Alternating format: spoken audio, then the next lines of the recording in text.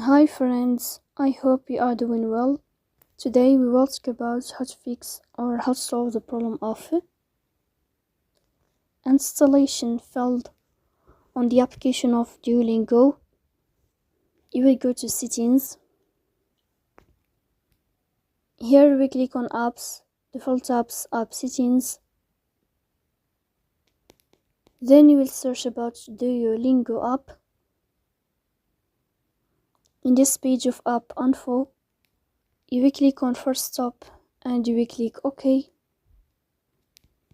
Here you will enter to the window of storage.